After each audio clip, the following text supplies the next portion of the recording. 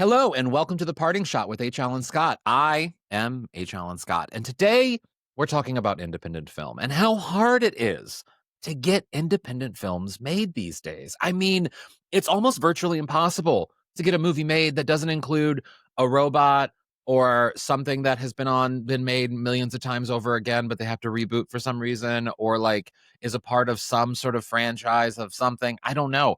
It's really difficult to get original stories made, especially original stories that are just about people being people, doing people things. You remember those movies where, like the movies like A Kramer versus Kramer or A Terms of Endearment, or even films like, I don't know, like Rain Man, just like Phil, I just mentioned two Dustin Hoffman films, which is, maybe I should just watch some Dustin Hoffman movies. Anyway, it's hard to get movies made these days, which is exactly kind of the situation that my guest today, Michael Strassner, was in trying to get his new film made, The Baltimorons. Now, Michael did something that not many people have the audacity to do.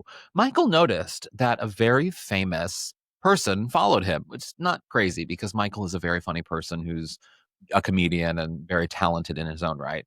But he noticed that someone famous followed him, Jay Duplass, of the Duplass brothers, who they make all kinds of great movies. They're also actors. You've seen them, you know them. Google if you need to, but you don't need to.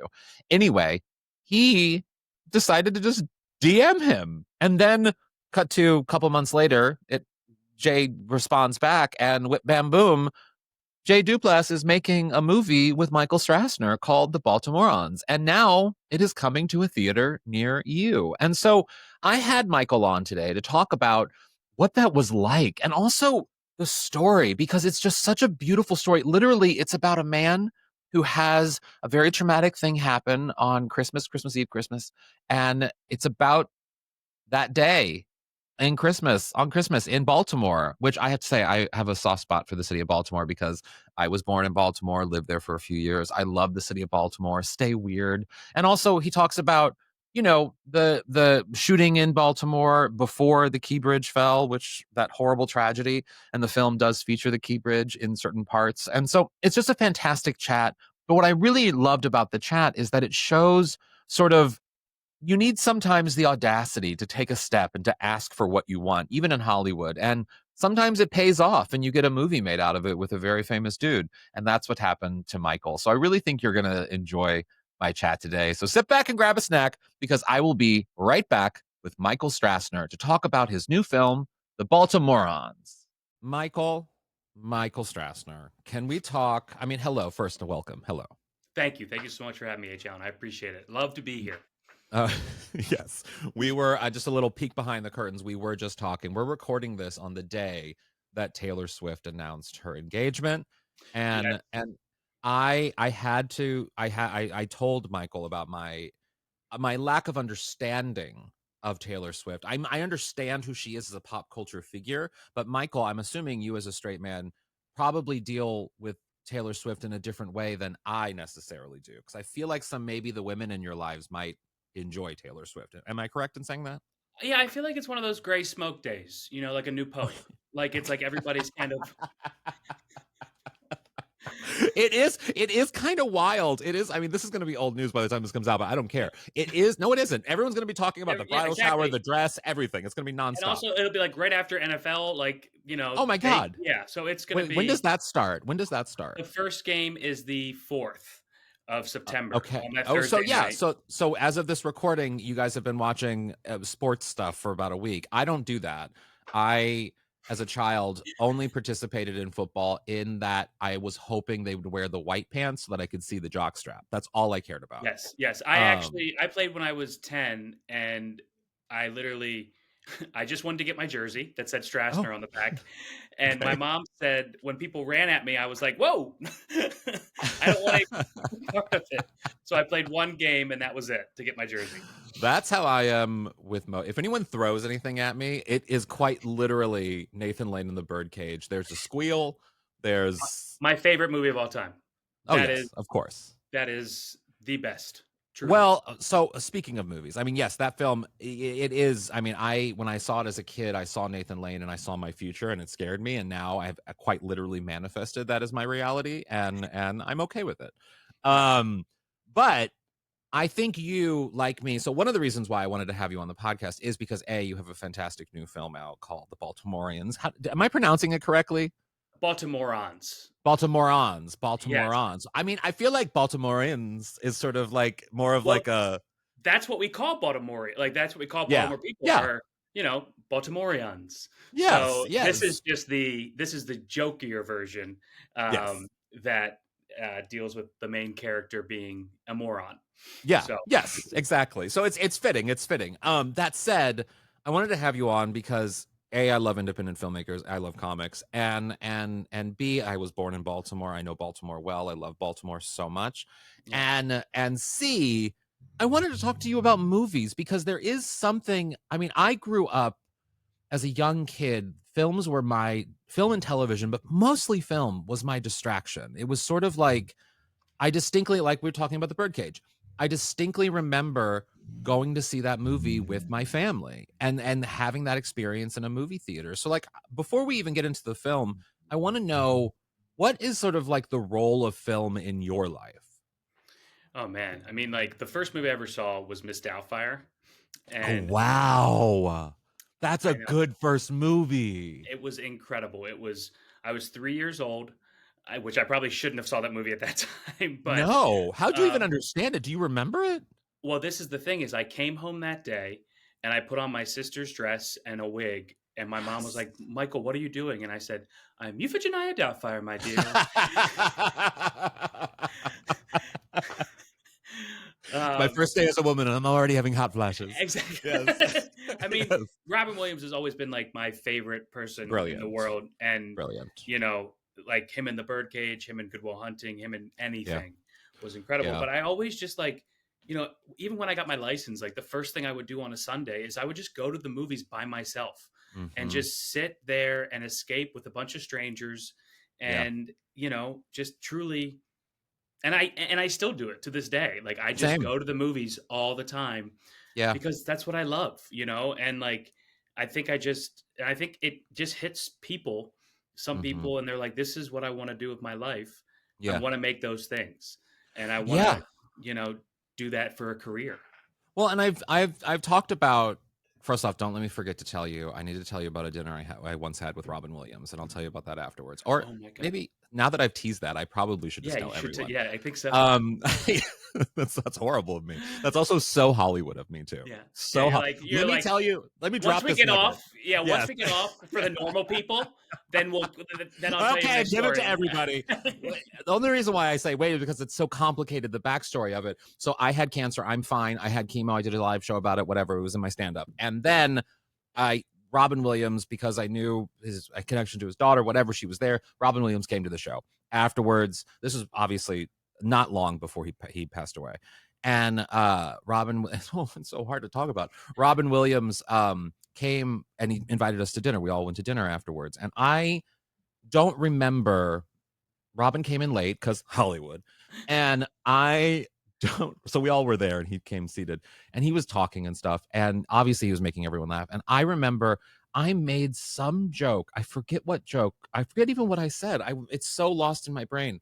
It was about Ruth Bader Ginsburg. That's all I remember.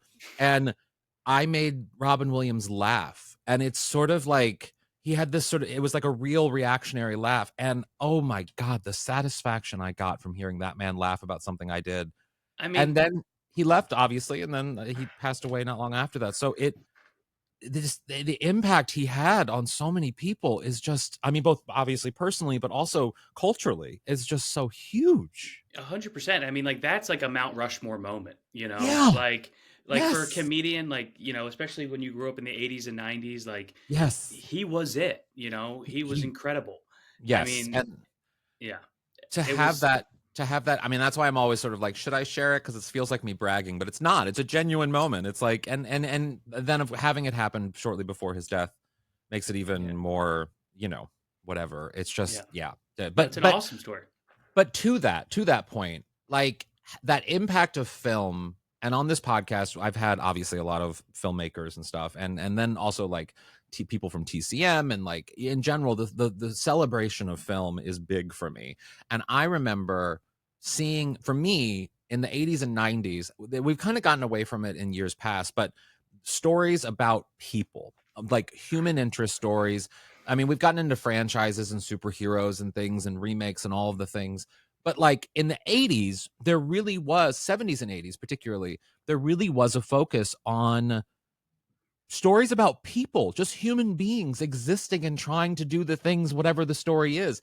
And one of the things I love about your film is that it is that. It's a story about a person. There's no anything else. It is just, and to get a film like that made in front of people's eyes is very difficult right now. So I want to commend you for that. Thank you so First off. much. Thank you, thank you. I mean, that's 100% Jay Duplass Mhm. and Mark Duplass putting the money behind it Yeah. to make these independent movies. Mhm. When everyone's saying, don't make an independent movie without stars, nothing's Yeah. selling, and everything's going to streaming. Yeah. And we have just completely done the opposite with this one. And Mhm. Jay says it, not me, but he's like, this movie has no stars. I think there will be stars from it maybe Yeah. afterwards. um, but it's playing in theaters, and it's Mhm. getting a full-on national release, which is like the coolest thing, thanks to IFC and Saban Mhm. Studios. Like, it's the wildest dream ever. So to, Yeah. to finally like be that 16-year-old kid who's used to go to movies by himself, to like see Mhm. that now, and like Mhm. something that I made with somebody else and with so many people, It's it's it huge. that's it. That's all I've ever It's wanted to do, everything. and now it's happening. So I mean, I think about like, I mean, speaking of Robin Williams, I think about stories like Good Will Hunting, for example. I think Good Will Hunting is a great example for this and the connection to this, in that they're, Ben Affleck and Matt Damon at the time were not household names. That Good Will Hunting made them household names, and it took and I'm talking about the Duplass brothers in this. It took some people, established people, seeing a story or a person's creativity and putting the money and giving the support they needed behind that project, which is what happened with Good Will Hunting, insofar as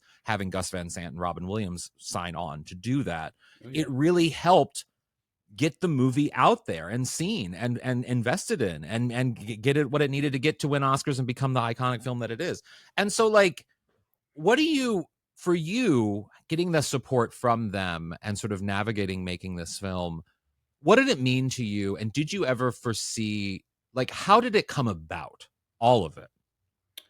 I mean, honestly, and it's so funny you mentioned Matt Damon, like right when you said like he wasn't a household name. I remember he had the tiniest role in Mhm. Chasing Amy, where he Yes. plays the assistant, and I'm like, Yeah. and I was Yeah. watching that after. I was like, oh my god, that's Matt Damon, and it's Yeah. like it's crazy. But how it came about was, Jay followed me on Instagram in Mhm. 2021, and I was like, oh my god, Jay follows me. This is insane, and and I was looking for an actress for a short film, and I was like, you know what? All Jay and Mark ever talk about is like shooting your shot, taking a chance. And so I was like, I'm Mhm. just gonna DM him and see if he can help me. Yeah. And I sent him the DM. He got back to me 6 months later, and he was like, "I'm super old. I don't know how Instagram works." um, but he then invited me over his house, and he like helped me with the script, and then I shot it and did it all, and then he helped me with the edit, which is like, this is the stuff that gets me, is like people Yeah. in Hollywood don't do that. Like No. they don't make time for the guy coming up, Yeah. and it just meant the world to me. And it's like, even as I'm saying it now, like it still brings me like Mhm. so Yeah. much feelings, because it had never happened before. And Yeah. so as a thank you, I took him out to lunch. I gave him a Not signed, dinner, not not dinner, only no, lunch. yeah, only Yes. lunch. I will not take him to dinner. That's too expensive. Um, but I gave him a signed, because I know his favorite movie was Tootsie, and I Yeah. gave him a signed Sidney Pollock autograph of Mm. him and Dustin and Tootsie. Yeah. And I just kind of told him my story and how I got sober. And I remember leaving that lunch, and I wrote on my manifestations, shoot a movie with Jay Duplass. Mm. And in April, I got an email from him being like, "Can you call me?" And I was like, "Yeah, of course." And I called him right away. Wouldn't it be weird And if you were like, well, maybe next month? I don't know. I'm busy right yeah, now. yeah, I Yeah. can't talk to anyone on the phone for at least 30 days. And he called me and he said it so like, and this is the kind of the crazy thing, and he said it the same thing to Liz. He was like, I really want to just back in someone's life into a movie, and I thought you were you're the first person that came to mind. Do you want to make a movie with Mm, me? And mm, he just said it so like nonchalantly, and I mm-hmm. was like, yeah, yeah, like I really want to do that. Um, Yeah. and I went over his house. We just started writing together, and we made this movie, The Baltimorons, Mm-hmm. from that initial thing. And like, it was Yeah.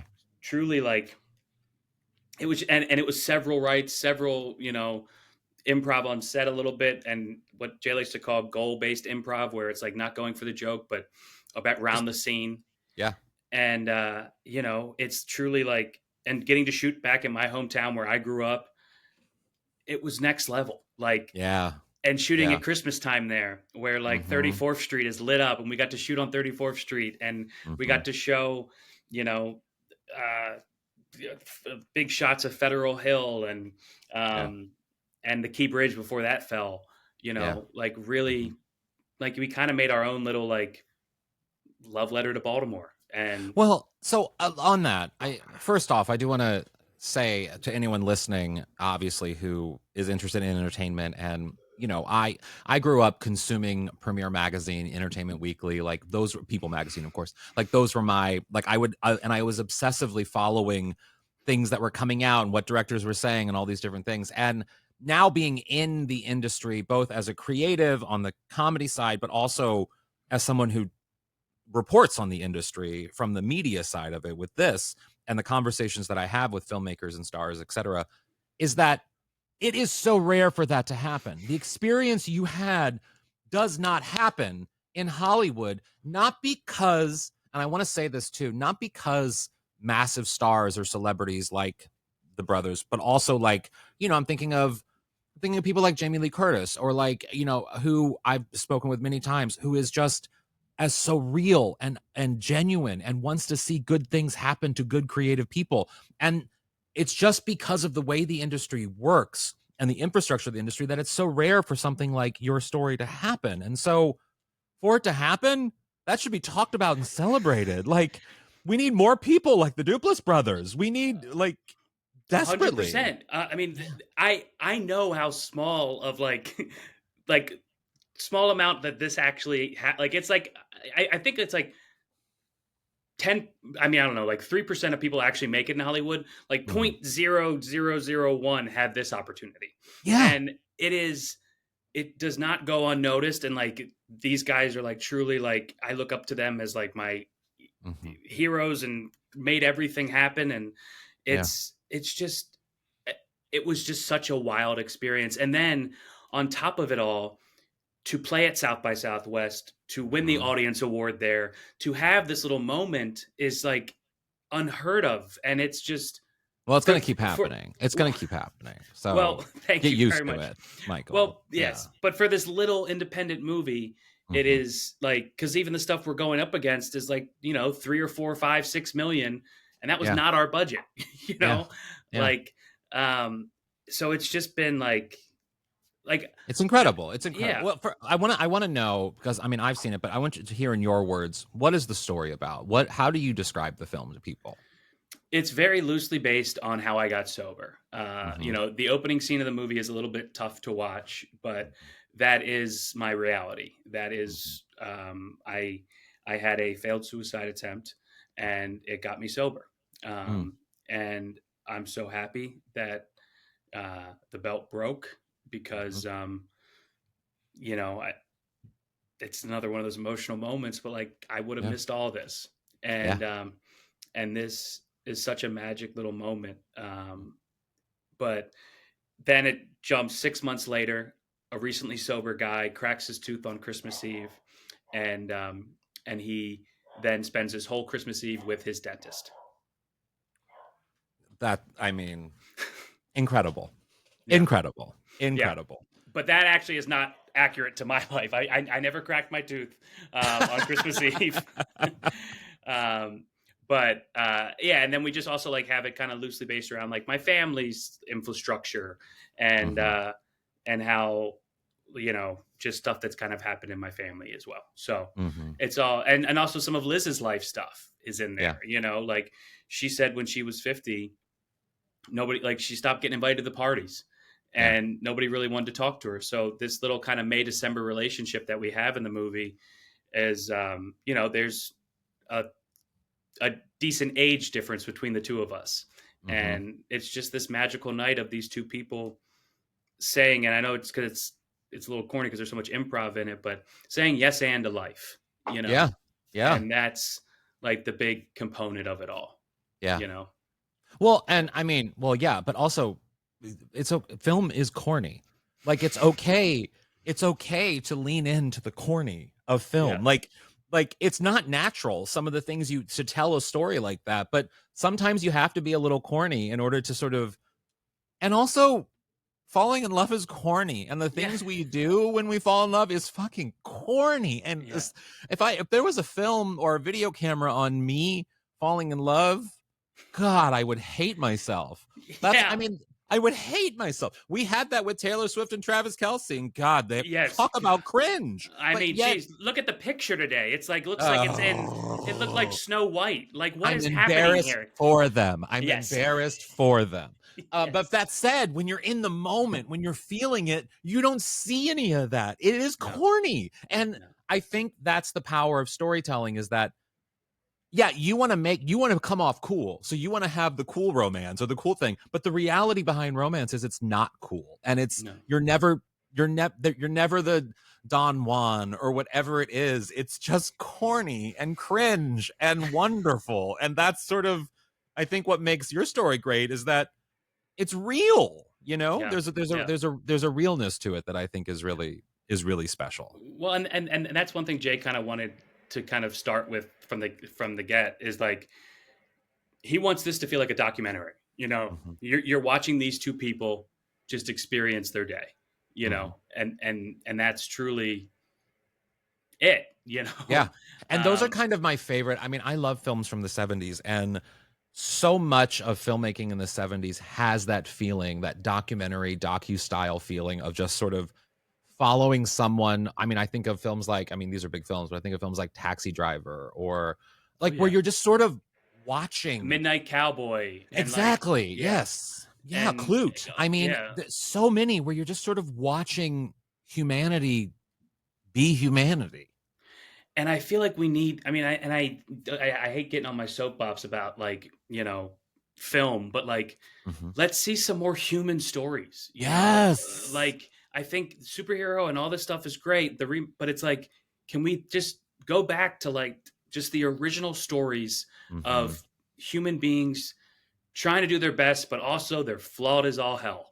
Yeah. Because that's what we all are. I Like, think of, when watching your film, one of the most, I mean, I so eagerly get excited for just regular human stories. And it's rare these days to get those. And I think in recent years, one film that really hit me that I would compare your film to, and not so much in the story or anything, but in the tone of just a human story, is The Holdovers with Paul Giamatti. I And love the holdovers. it's a wonderful, and it's just, there's nothing special except an awkward person trying to find and not even searching for it, just existing and following that existence in throughout the course of the story. And that's what you do as well in your film, is that like there's this, you just like kind of let it happen. You know what I mean?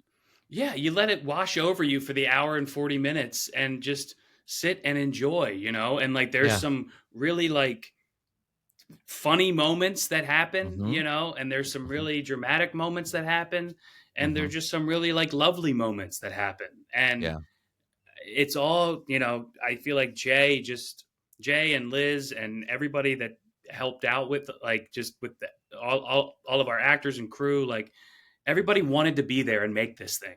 Yeah. And that's what I think made this so magical, Yeah. was that it was just such a labor of love.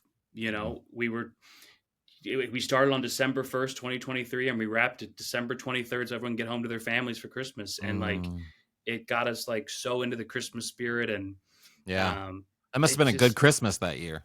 Oh my god, it was incredible. I got no gifts for anybody because I was so busy with this. um, but no, I mean it was the best gift because so much of Yeah, my family is in it. So much yeah. of my friends are in it. Like my Well, mom. so to that, I do want to Yeah. ask you about that. So, like, you're from Baltimore, and right, hmm and Born and bred for born and bred. 21 years. Yeah. Wow. And Baltimore, I was born in Baltimore, and lived there for a little while, moved to St. Louis, Missouri after that, but stayed in the M states, if you will. Of course. Um, not many of those. Not Uh, Minnesota though. Didn't go to nope, Minnesota. no, not Minnesota. Never doing No. Minnesota. Uh, No. So, but Baltimore is such a special city, and it is just it has of all of the East Coast cities, people want to say like New York has most personality or Philadelphia, all these. I think Baltimore has actually the most interesting personality. I mean, the people there are just so interesting. What is it about Baltimore that you love? I just love how this has just been my experience. Just how like eclectic Yeah. and kooky and Yes. crazy and Mm-hmm. just played out like fun Mm-hmm. this little town is. Yeah. It's I did a video today. There's 6 million people in Maryland, um, and I said if 1 million people don't go to the movie just because they're sick or they don't like handsome people like me, um, uh, then if the 5 million people go from Maryland, and that puts our movie at $103 million on box Mm. office. That's just Maryland. That's just Maryland. That's just Yeah. Maryland. And I was Yeah. like, and if 20 people can come from LA and 20 people, Yeah. then we can kind of push Yeah. it up a little bit more. But Yeah. just that little part of Baltimore is just so. I mean, I grew up watching John Waters. Like that was my Yes. childhood as well. And like I would go to the Senator Theater, Yeah. and I loved that I could see my city Mm-hmm. on the screen. You know, Yeah. like I remember watching Serial Mom and being like, "Oh, that's right down the street Oh, from where my mom lives." Like, yeah. Yeah. and having like Towson High in there, I just was like, "Oh." And I feel like in the last 20 years, there really hasn't been that many. You know, they'll cheat DC for Baltimore, but Yes. they won't make a full on like Baltimore thing. Mm-hmm. And unless it's in like a very bad or just a not a great light. And I think the people in Yeah. Baltimore kind of don't love that so much because they're like, we No, are a of great course. Why? city, you Yes. know. And yes, there's Well, so problems. there are problems. Yes, but I will say to that point, and I think I want to go back to the John Waters of it all, and just overall in general the power of film. So Baltimore history obviously once was a very thriving, I mean, economically, especially in the 40s, 50s, etc. But of course, the changing world impacted Baltimore in a way that made it less of a thriving city in the later part of the 20th century. And through the popularity of John Waters, I would argue, and through the quirkiness of the counterculture of Baltimore, Baltimore, I think, in modern day, found Yes, an identity in that allowed them to say, you know what? Maybe we are an outcast on the East Coast. Maybe we are a little bit of a weird city. And that's kind of part of our charm is yeah, that we're a little weird. And I think that came through filmmakers like John Waters, who came out there and showed a different side of Baltimore in a different kind of way and allowed Baltimore to be a little bit different, don't you think? 100%. I mean, that's Yeah, like it is this I think we own our identity. yeah. Like we are a team. We are sorry. We are a team. We You are are. a yeah. Yes. We If you piss off Baltimore, you better believe all of Baltimore is going to or s- respond. exactly, Yeah. exactly. And Yeah. but like these, they love their Baltimore Ravens. They love their Baltimore Mhm, Orioles. They love they love their families, and it's just mhm. and they love their coworkers, and it is like this little like I just grew up loving my city so much that when Jay was like, "We're gonna shoot it back in Baltimore," I lit up like crazy because I was like, "There's so much of it that hasn't been seen in film yet, Yeah. or Yeah. hasn't been seen in a long time." And I, definitely give homage to John Waters and Barry Levinson for like Mhm. showing those back in the making it, because I mean, I also loved Hairspray to die, like, Yes, my and God. like, when we have Good Morning Baltimore playing, like, it's the opener of it's the opening song. Yeah. It's just such a beautiful city. And John actually came to the P-Town screening Mm, of Baltimorons, yeah. and he stayed Where for the he has a Q&A, home. where He's he has a yes. home. Yes. Yeah. But he stayed for the Q&A and asked questions, and he was like, it was so funny because um, he was like, when the Key Bridge fell, they called me from the New York Times for a quote, and I was like, what do I know? I've driven on it. I mean, I wasn't involved in it. That's so John to say. I mean, and I was like, John, you are Baltimore. That's why they're asking. Like, they yeah. want you are the face of it. Hmm. So, Yeah. um, it's just such a. I'm What I, I'm so proud of what we did. so what of what you did, what parts of Baltimore are you most proud of capturing on film for this movie? I mean, the Key Bridge is like Yeah. that moment. Uh, Truly was like, because 2 months later it was gone. Yeah. And you know, but I think 34th Street in Hamden. Hmm. Um, I grew up going to 34th Street every Christmas, and like I remember when I was a kid, I felt like it was like 5 streets long, because Yeah. when you're a kid, you're just. And then when I was adult, I was like, it's only just this street, really. Um, but Yeah. I was just so happy that, like, that's the kind of Christmas that I grew up always like Hmm. loving, was like the old 50s Christmas lights with, like, and the fact Yeah. that The we were big able, ones. the big Yeah. bulb ones, and the Yeah. fact that we were able to capture that in the movie, was really special. And just like, I also love the long shots of like us driving where you'd see Federal Hill and how Mhm. beautiful it is there. And we got really lucky on one of the shots. The street lights came on Mm, at the exact moment we crossed, and I was mhm, like, "That's magic!" Like, everything went in our favor for this movie. mm. So, um, truly, like, I was just so proud of showing it in a really pretty light. Well, I have to tell, I mean, everyone should go see this movie where you can because it's fantastic, but also do what you can to support independent film because if you want stories that don't involve Robert Downey Jr. putting on a costume of made of metal, Again, you yeah, again and again and again. Um and and a new role. yeah, with a metal costume. That's him. Yeah, Um, like if you don't want only that in your movie theaters, go support independent film because and go see a movie like this because it will help and do good things. So where Michael can people see the movie, get information about the movie, but also follow you and what you're doing? of course. I'm at Strassola on Instagram. So, just my last name without the NER part, and add Ola. Uh, and the movie comes out in New York, September 5th. Jay, myself, and Liz are doing a ton of screenings, with Q&As afterwards. The 5th and 6th, we're going to be in New York. The 8th, I go to Houston, for a Mhm. Q&A. Austin is the 9th. A premiere at the Senator at the 10th, which we sold Mhm. out, which was Great. so cool, in Baltimore. And then we go to Boston on the 11th, and then it's nationwide on the 12th. And we're also going to be in Chicago, doing a screening there.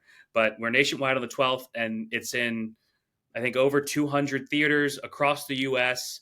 Mm, So really, wherever your small little independent theaters are, they're also playing at AMC's and City Marks and Regal mm. Cinemas. Check your local listings. Yeah. It's playing. So please go out and support that opening weekend on the 12th.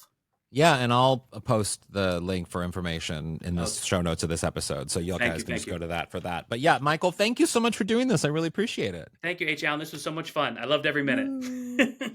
Go see this movie. Go see it. It's good. Support independent film. Go see smaller movies because we need more of them made. I miss movies about people. I want movies about people. And I thank you for watching a show about people. See what I did there? I got it back to me. Thank you for watching The Parting Shot and for listening to The Parting Shot. I really do appreciate it. You can, of course, if you want to listen to the podcast version of this, you can go listen to the podcast. If you want to watch this version of this, you can watch on YouTube or at newsweek.com. I'm H. Alan Scott on everything, so give me a follow there. You can also give me a little rating and review wherever you're either listening to this or watching this. And in the meantime, watch something fun today and have a good one.